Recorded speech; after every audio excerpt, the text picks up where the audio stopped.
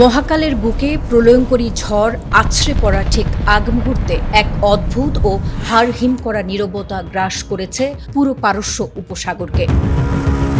মার্কিন president Donald ট্রাম্পের আক্রমণাত্মক মনোভাব এবং আচমকা সিদ্ধান্ত পরিবর্তনের আড়ালে ধেয়ে আসছে এক মহাবিপর্যয়।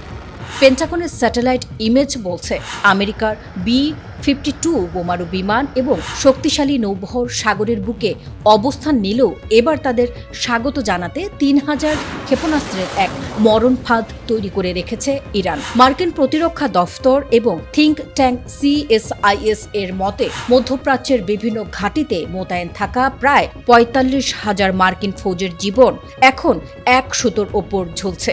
মার্কিন গোয়েন্দা সংস্থা DIA এবং আন্তর্জাতিক যুদ্ধ বিষয়ক সংস্থা IISS এর ডেসপাচ থেকে আসা সামরিক ডাটা এক কথায় চোখ কপালে তোলার মতো।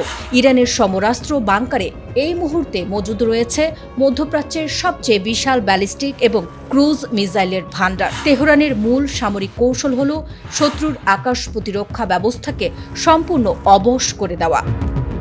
ইসরায়েলের আয়রন ডোম, অ্যারো 3 কিংবা আমেরিকার বিখ্যাত প্যাট্রিয়ট ডিফেন্স সিস্টেম একসাথে সর্বোচ্চ যতগুলো ক্ষেপণাস্ত্র শনাক্ত করতে পারে, ইরান তার চেয়ে ৩ গুণ বেশি মিসাইল একসাথে ছুড়ে পুরো সিস্টেমকে জ্যাম করে দেবে। এই ডকট্রিন অনুযায়ী যুদ্ধের প্রথম কয়েক ঘণ্টাতে খাইবার শেকান এবং ফাত্তা 1 হাইপারসনিক মিসাইলের সাথে ঝাঁকে ঝাঁকে শাহেদ 136 আত্মঘাতী ড্রোন আকাশ অন্ধকার করে ধেয়ে যাবে। প্রতিদিন অন্তত ৩০০ থেকে ৫০০টি ক্ষেপণাস্ত্র একসাথে আঘাত হানবে মার্কিন ও ইসরায়েলি ডিফেন্স লাইনের ওপর। সবচেয়ে বড় সাসপেন্স তৈরি হয়েছে আরব উপসাগরীয় দেশগুলোর ওপর ইরানের দেওয়া এক চরম হুঁশিয়ারিকে কেন্দ্র করে। তেহরানের IRGC থিঙ্ক ট্যাঙ্কগুলো পরিষ্কার জানিয়ে দিয়েছে, যেসব দেশ মার্কিন বিমান বাহিনীকে নিজেদের ঘাঁটি ব্যবহার করতে দেবে তাদেরও সমান শত্রু হিসেবে গণ্য করা হবে। বিশেষ করে সংযুক্ত আরব আমিরাতের আল-দাফরা বিমান ঘাঁটিটি